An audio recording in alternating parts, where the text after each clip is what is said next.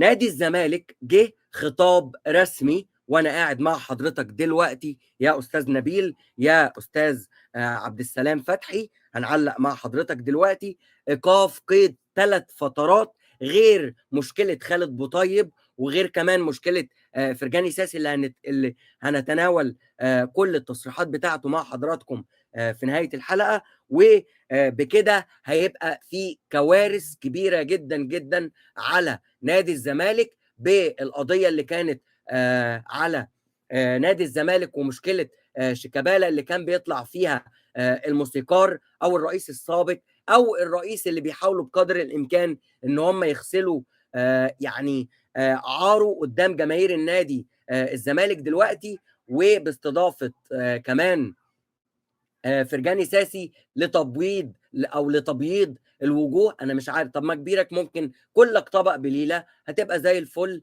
وان شاء الله تبقى كويس في الانتخابات اللي جايه. فاحنا بنؤكد لحضراتكم دلوقتي انه زي ما قلنا قبل كده، اصبر على جارك السو، يا يرحل يا تجيله قضيه توديه في دوري الدرجه الثانيه. فما تقلقش، علشان كده زي ما اكدنا لحضراتكم امس، كل الحرب اللي دايره على السوشيال ميديا وكل الناس اللي كانت بتتكلم على قصة فتح باب القيد قبل يعني انتهاء البطولات الرسمية دي، لعلمهم بكل الأحداث ولعلمهم كمان بكل القضايا اللي مرفوعة ضدهم من اللاعبين القدامى اللي كانوا بيشتركوا، وكمان من رموز نادي الزمالك اللي حضراتكم دلوقتي يعني لا جايب لك بطولة ولا عامل لك إنجاز، وكمان جاب لك إيقاف.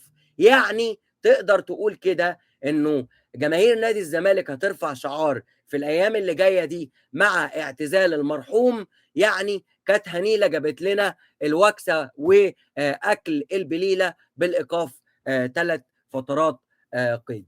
ده يعني اقدر اقول لحضرتك انه انجاز كبير جدا جدا جدا هيتكتب على يعني بورتوريه كده يتحط او بوستر كبير في اعتزال شيكابالا لاعب نادي الزمالك السابق مع ايقاف نادي الزمالك 3 فترات قيد بسبب يعني عدم دفع الغرامه الخاصه بنادي سبورتنج لشبونه. دي كانت بس ده كان خبر حصري لحضراتكم. واخد كام رساله كمان قبل ما نتناول باقي الاحداث.